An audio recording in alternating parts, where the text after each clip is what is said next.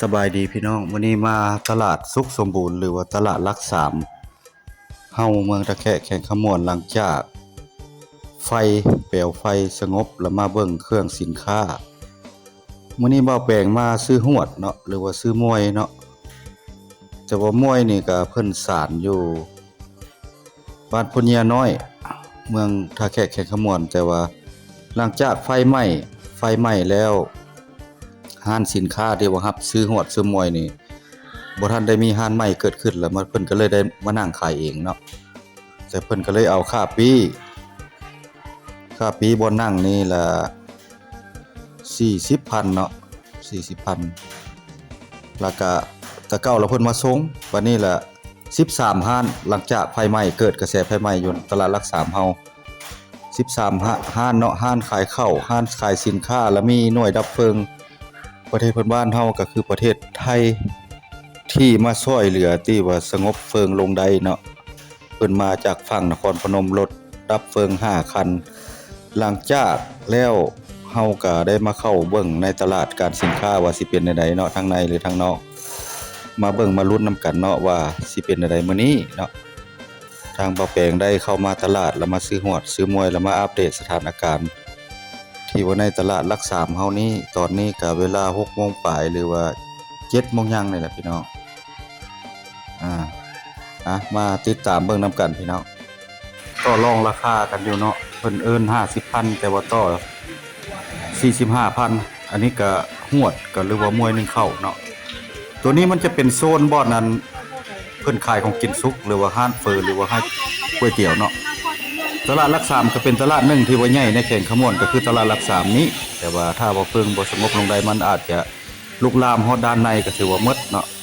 ตอนนี้ก็ตะฟังเจื้อนอีกเนาะทางด้านนอกเนาะเพิ่นบ่ทันได้เฮ็ดใหม่แต่ว่าผู้ค้าแม่ค้าก็ถือว่าบ่มีห้านแล้วเพิ่นก็ได้มาขายเองแต่ว่าห้านเพิ่นถูกไฟไหม้แล้วเนาะตอนนี้กำลังแม่บ้านกำลังซื้อมวยหรือว่าซื้อหวด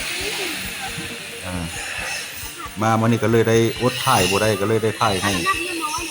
พี่น้องได้เบิ่งหรือว่า FC เฮาทั้งหลายตอนนี้เพิ่นกำลังจ่ายเงินเนาะตอนคนกำลังไปตลาดตะลีวุ่นวายอยู่เนาะแต่ว่าคลิปนี้ก็บ่มีหยังหลายดอกแต่ว่าได้อัปเดตถ่ายภาพให้พี่ให้น้องเบิ่งคือในตลาดหลักสามเฮา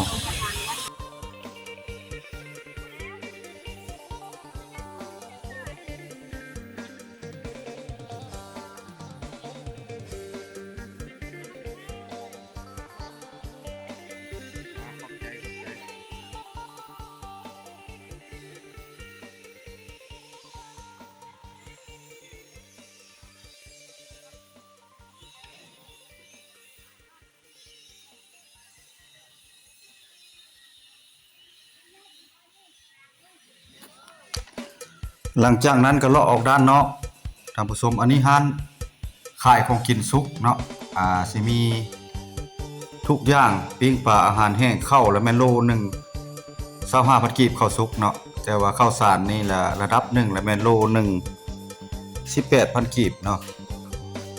ตอนนี้ก็ยังเลาะออกไปเรื่อยๆเลาะออกไปฮอดด้านนอกพุ่นละตอนนี้ได้มาอัปเดตสถานการณ์ระหว่างตลาดสุขสมบูรณ์หรือว่าตลาดหลักสามเฮาหลังจากนานแล้วบ่ได้ขึ้นมาอัปเดต FC บางท่านอยากเห็นว่าหลังจากเกิดกระแสไฟไหม้แล้วขึ้นไปเบิ่งราคาสินค้าเป็นจังไดเนาะพี่น้องก็คือเก่าคือเดิมอันนี้ระหว่างเสี่ยวมาพบกันก็เลยทักทายสบายดีกันถามมาซื้อของเนาะตลาดหลักสามนี่ก็เป็นตลาดหนึ่งที่ว่าเป็นตลาดเช้าตลาดราคาส่งตลาดซื้อขายในแข่งขมวนนี่ก็เป็นจุดหนึ่งที่ว่าตลาดใหญ่ในแข่งขมวนนี้เมืองท่าแขกแข่งขมวนเฮานานๆบ่แปลงก็ได้เข้ามาตัวจริงหรือมาเก็บภาพบรรยากาศภาพถ่ายให้เบิ่งให้พี่ให้น้องเบิ่งเนาะ FC บางท่านก็แต่ละมื้อก็อยากรู้ว่า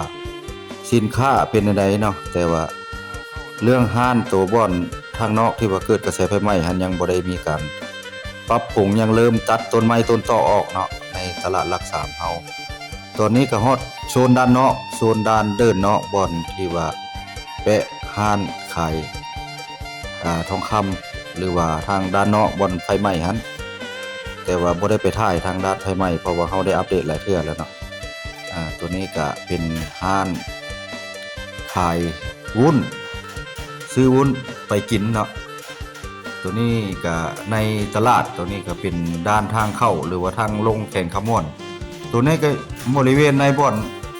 ที่ว่าแม่ค้าที่ว่าลงมาจาก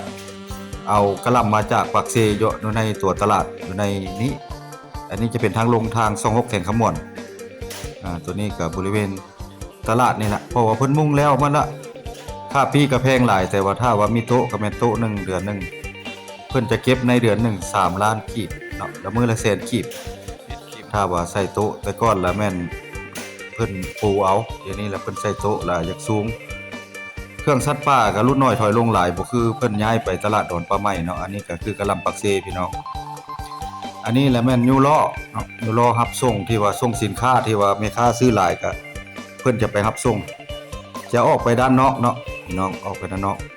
แต่ว่ายูล้อนี่รายรับก็ได้หลายอยู่เนาะค่ายูล้อนี่เบิ่งมือก็ได้ 2-3 แสนกีบก็พอเอาตัวรอดเนาะทางนี้ก็เป็นโซนด้านนอกทางโซนด้านคิวรถบ่อนกระแสไฟไหม้ทางด้านนอกนี้คลิปนี้ก็บ่มีหยังลงรายได้อัปเดตสถานการณ์คลิปนี้ทางนอกในก็สิไปก่อนคลิปนี้ก็ได้บ่มีหลายพี่น้อง